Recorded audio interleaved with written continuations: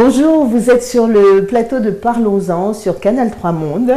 En exclusivité avec moi aujourd'hui, Joëlle Esso. Alors Joëlle Esso, certains la connaissent, d'autres pas encore. Retenez ce nom.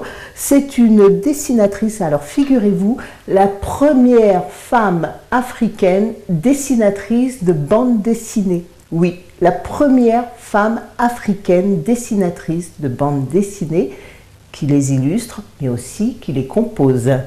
Vous avez écrit notamment cette bande dessinée Joëlle Esso, que je tiens dans la main, qui s'appelle Le Petit Joss. Bonjour Joëlle. Bonjour Elsa. Enchantée, merci d'avoir choisi Canal 3 Monde. Merci de m'avoir invitée. Vous êtes la bienvenue.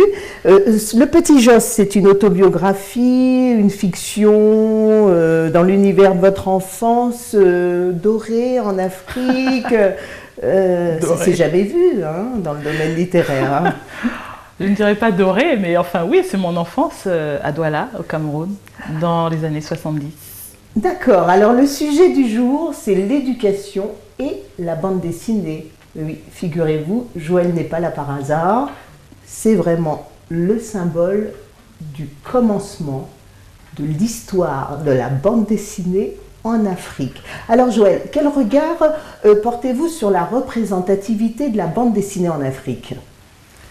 La bande dessinée en Afrique est très vivante dans certains pays, notamment en RDC. Ils ont une très très grosse production, alors évidemment masculine, hein, ma foi, mais ils ont une très très grosse production, notamment en langue nationale, en langue locale. Alors évidemment ça, masculine. Alors les femmes sont exclues dans l'univers de la BD africaine ?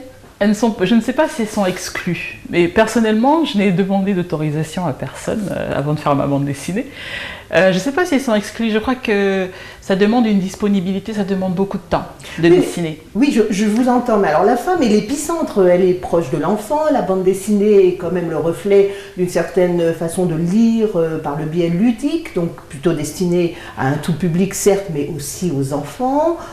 C'est parfois un apprentissage à la lecture. Alors à votre avis, comment est-ce possible que le système éducatif, notamment en Afrique et puis de par le monde, mais plus principalement dans la communauté africaine, ait laissé pour compte le dessin au point de ne pas susciter des vocations chez les femmes pour le 9e art ?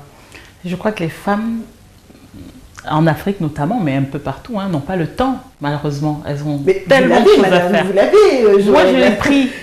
J'ai pris le temps parce que parfois il faut décider d'être égoïste pour arriver à faire quelque chose et c'est vrai que moi j'ai cette possibilité-là de dire pendant une semaine, par exemple, je ne suis pas disponible, je dessine et que personne ne me dérange. Voilà, mais est-ce que tout le monde peut le faire ? Bon, c'est pas évident. Et là est la question en fait, hein. Oui. C'est est-ce que tout le monde peut le faire ? Ce n'est pas évident. Alors, je crois que tout le monde peut le faire. Je crois que tout le monde peut le faire parce qu'en fait, il faut se donner des objectifs raisonnables, réalisables. Donc vous exhortez les gens à le faire en quelque sorte, surtout les femmes. Oui, parce que, en fait, on revenait vraiment sur le sujet qui était le système éducatif. La bande dessinée, par définition, est orientée aussi pour la jeunesse, les enfants. La femme étant quand même aussi avec le père, hein, évidemment, messieurs, l'épicentre du foyer vis-à-vis des enfants, la proximité jouant vis-à-vis des enfants. Il est clair que quand on voit nos enfants, vous comme moi, l'apprentissage à la lecture passe aussi par le son, mais par l'image. Et la BD représente vraiment, pour moi, et je pense peut-être pour vous, un vecteur d'éducation. Alors, les femmes, vous les exhortez justement, parce que vous êtes la première, c'est quand même une exclusivité, il faut le savoir, une femme africaine qui décide d'illustrer de la BD dans un monde où nous sommes quasiment 7 milliards, voire 8 milliards, et vous êtes la première femme africaine, ce n'est pas des moindres. Alors, est-ce que vous avez un message à faire passer pour susciter ces vocations ? Alors moi je dirais, il y a des femmes africaines qui dessinent, mais qui ne sont pas publiées. D'accord. Mais si j'ai un appel, une exhortation à faire, c'est aux éditeurs. Faites confiance aux femmes, parce qu'il y a plein de femmes qui ont des projets, qui ont des manuscrits prêts. Mais est-ce qu'on leur fait confiance ? C'est vrai que la bande dessinée coûte cher à fabriquer. Pour un éditeur, il faut qu'il soit sûr de la vendre, il faut qu'il soit sûr qu'il y a un suivi, parce que si ça marche, il faut faire tome 2, tome 3, etc. Est-ce que la dame va suivre, si elle a une vie de famille, etc. Donc je crois que c'est tout ça, on nous fait moins confiance, mais c'est dans tous les domaines, hein, malheureusement. Alors votre éditeur Dagan vous a fait confiance, on va prendre le temps d'une pause. J'aimerais avec vous regarder un autre aspect de l'éducation, avec vous aussi, sur notamment l'art et la manière d'utiliser sur un autre plan la bande dessinée. On se retrouve tout à l'heure sur le plateau de Canal 3 Monde, parlons-en, avec Joël Esso et moi-même Elsa. Tout à l'heure. Pas de Superman ni de femmes dans ces bandes dessinées. À la librairie de Bnei Brak, un quartier ultra-orthodoxe de Tel Aviv, les BD sont religieuses. Elles illustrent des épisodes de la Bible et racontent les aventures de rabbins célèbres pour le plus grand plaisir des parents ultra-orthodoxes. À leurs yeux, ces BD facilitent surtout l'enseignement de la Bible aux enfants. C'est ce qui est le plus demandé par les enfants. Ils en veulent pour leur anniversaire ou encore pour les vacances. Les bandes dessinées sont en train de monter en puissance. Ces BD 100% cachères, c'est souvent la seule distraction moralement acceptable selon les parents. La communauté des Haredim vit refermée sur elle-même. Elle boycotte la télévision, Internet ou la vidéo, considérées comme des sources de corruption morale. Attention, ces bandes dessinées n'y coupent pas, elles doivent recevoir la bénédiction des rabbins. Il faut que les ouvrages soient présentés à un comité de censure qui doit l'approuver pour les clients ultra-orthodoxes. Il ne peut y avoir de sexe, évidemment. Il ne faut même pas en parler. Cette censure, Dror Israël Cohen la trouve nécessaire. Depuis quelques mois, le dessinateur a lancé le premier hebdomadaire de BD cachère, comme il l'appelle, tout en respectant évidemment les préceptes de sa communauté religieuse qui juge avec suspicion toute nouvelle technologie. C'est à la main qu'il dessine, mais la couleur se fait à l'ordinateur, un outil accepté par les rabbins, mais sans connexion Internet. De toute façon, hors de question que ses enfants y aient accès. Je fais en sorte que mes dessins aient une valeur éducative et ne polluent pas l'âme des enfants. Chaque semaine, le dessinateur raconte les aventures du fondateur du judaïsme hassidique au XVIIIe siècle, un rabbin qui dispose de pouvoirs surnaturels d'origine divine, télépathie ou vision au rayon X. Pas de super pouvoir selon l'auteur car il reste dans les limites de la logique religieuse, celle de la communauté des Haredim, littéralement ceux qui craignent Dieu. Avec moi, Joël Esso, vous suivez l'émission Parlons-en sur Canal 3 Monde. Alors, après avoir vu ce sujet de choix qui affirme l'orientation de la BD comme un facteur d'éducation, pensez-vous, Joël Esso, qu'il serait judicieux de faire de la BD orientée, notamment sur l'éducation de la jeunesse, sur des thèmes utiles pour le développement de l'Afrique, du continent, tels que concevoir une société, ou le bien-être, ou d'autres sujets? Moi, je crois que pour les enfants, notamment, bon, moi je travaille pour la jeunesse, hein, on peut faire, il y a de la bande dessinée pour tous les âges, mais je crois que pour les enfants, ce qui est important, c'est de construire leur imaginaire. Il faut leur offrir des héros. Je ne dirais pas que je suis pour une bande dessinée vraiment strictement éducationnelle. Il ne faut pas non plus que ça leur rappelle peut-être trop l'école. Mais je serais plutôt pour quelque chose de ludique, leur apprendre les choses en entrant dans leur univers, dans l'imaginaire. On a la chance en Afrique quand même d'avoir toutes ces histoires, toutes ces légendes, ces contes. Et puis on a plein de choses à partager avec les enfants. Par exemple, nos origines, la cosmogonie, d'où viennent tel peuple. Par exemple, l'origine des Dogons. Ils ont tout un truc avec le Nomo, le serpent à deux têtes. Il y a des tas de choses, le Mvet, l'homme bleu. Chez les Fans, on a énormément de choses dans notre patrimoine culturel. Et pour moi, déjà, ce serait ça. Parce que par le divertissement, on leur apprendrait des choses. Ils sauraient déjà tel peuple, d'où il vient, etc. Sans que ce ne soit vraiment académique, qu'ils aient l'impression que voilà, c'est un cours magistral. Alors, comme diraient certains, notamment Michel Tardy, pour ne pas le citer, donner envie d'apprendre, c'est susciter l'envie. C'est donner envie, ce n'est pas de forcer. Et effectivement, la BD, comme vous l'indiquez très bien, se rapproche à la fois de l'imaginaire, de l'aspect ludique. Et je vous rejoins et je crois que vraiment beaucoup de gens nous écoutent et sont d'accord avec vous sur le fait que notre patrimoine culturel, que ce soit en Afrique ou dans le monde, regorge de sujets pour mettre effectivement au devant la BD comme 9e art, mais aussi comme éducation à part entière. Et pourquoi pas dans le système scolaire?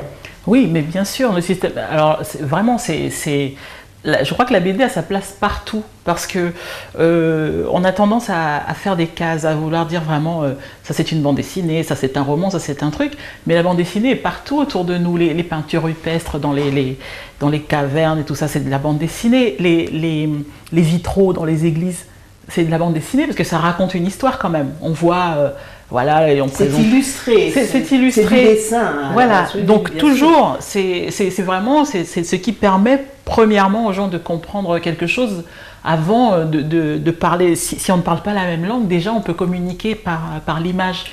Oui, tout à fait. J'abonde dans votre sens. Et alors, si vous deviez réinventer la bande dessinée dans le monde, hein, je vous exhorte à voir le monde. Hein. Qui ajouteriez-vous? Ah, c'est difficile une question. Ce que j'ajouterais, je ne sais pas, ce serait de représenter les gens tels qu'ils sont vraiment et puis d'arrêter d'avoir peur de se montrer. Moi, j'aime pas tellement les caricatures. Alors, si je devais changer quelque chose, ce serait de représenter la vraie réalité. La vraie réalité, donc aussi, peut-être dans la BD mondiale, y ajouter plus de représentativité africaine? Oui, plus de représentativité africaine et de représentativité féminine, parce que malheureusement, il n'y a pas beaucoup de héros, d'héroïnes. C'est souvent un petit garçon, il parcourt le monde, il grandit, Superman, Spider-Man. Il y a des héroïnes, mais pas beaucoup. Alors moi, dans Petit Joss, justement, les deux personnages principaux, c'est deux petites filles, et je trouve que c'est important, et c'est des premières de la classe. C'est l'histoire d'une école, c'est les premières de la classe, et c'est important parce qu'on le sait, c'est un fait objectif, les filles sont meilleures à l'école que les garçons. Après, ça change, il y a des raisons pour ça, mais il y a des raisons à ça, mais c'est comme ça. Non, mais c'est un fait, c'est pas moi qui le dis. Elles sont peut-être plus attentives, les garçons sont peut-être plus distraits par la beauté des féminines. Je ne sais pas, mais elles sont meilleures à l'école, premièrement. Et après, ça... Vous l'affirmez. Non, mais c'est pas moi qui le dis, toutes les études le disent. Écoutez, j'entends. Et après, sur le marché du travail, c'est d'autres raisons qui font que, bon, elles sont moins... Alors, je vous taquine, vous avez raison, parce que, bon, tout à l'heure, nous parlions effectivement de Joël Esso comme étant la première femme qui illustre de la bande dessinée en Afrique. Alors, nous avons aussi deux autres femmes, mais qui, elles, ne sont que scénaristes. Alors, ne sont que, c'est pas préjudiciable, c'est tout simplement qu'elles font des scénarios de BD. Je vais quand même les citer parce que ça fait que 3 dans l'univers africain et... Les femmes, réveillez-vous. Donc il s'agit de Marguerite Aboué de la Côte d'Ivoire et de Jenny qui est de Madagascar, qui elle est plus spécifique, spécialisée notamment à l'univers manga. Mais pour ce qui est du dessin, Joël Esso, en exclusivité sur Canal 3 Monde, première dessinatrice de bande dessinée africaine. Je tiens vraiment à le signaler, c'est un honneur pour nous de vous avoir sur notre plateau. Alors, peut-on savoir, Joël, le futur thème que vous allez aborder pour la prochaine bande dessinée, après le Petit Jost, école urbaine mixte, est-ce que vous avez une idée en exclusivité pour nous? Bon, alors déjà, je suis en plein dans le volume 2 de Petit Jost. Mais mon prochain projet, c'est l'histoire de la chanteuse Carole Fredericks, qui nous a quittés il y a quelques années. Que j'ai beaucoup aimé, avec qui j'ai travaillé pendant quelques années. Et donc pour lui rendre hommage, j'ai fait une bande dessinée sur sa vie. Sur la vie de Carole Fredericks, que vous avez côtoyée, vous allez l'illustrer donc en bande dessinée, parler de tout son parcours, parler des échanges que vous avez pu avoir avec elle. Non, c'est pas de notre relation, mais c'est vraiment elle, son parcours. D'accord, carrément une autobiographie. Une biographie en bande dessinée. Alors une biographie, excusez-moi, du lapsus, une biographie de Carole Fredericks qui sera donc illustrée par vous en bande dessinée pour éduquer, faire comprendre aux gens aussi que certains leaderships ont existé, donc certains symboles féminins, noires américaines, Elle parlait couramment Wolof, d'ailleurs. Elle se moquait de moi parce qu'elle me dit « Toi, tu es africaine, tu parles pas Wolof ». Ouais. D'accord, qui avait en fait intégré, je dirais même plutôt marié dans ses habitudes, fait le mariage avec la culture africaine, c'est ça? Absolument, au point vraiment de s'identifier à la culture, l'univers Wolof. Oui. D'accord. Et ça, pour vous, ça a été édifiant? Oui, c'était une femme que j'ai beaucoup aimée, que j'ai trouvée remarquable, une très grande chanteuse et une femme de cœur, une femme généreuse. Donc ça sera le prochain personnage, Carol Fredericks, ou il y aura peut-être un nom que vous allez apporter à cette BD? Non, c'est Carol. Carol Fredericks. Oui. C'est extraordinaire. Alors, ce qui veut dire que même de chez vous, vous allez pouvoir, au travers de Joël Esso, eh bien, regarder une bande dessinée de façon ludique et enseigner à vos enfants que voilà, il existe des symboles dans le monde, femmes et autres notamment.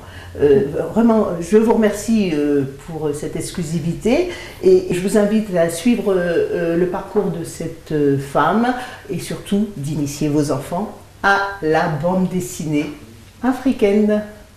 À très bientôt.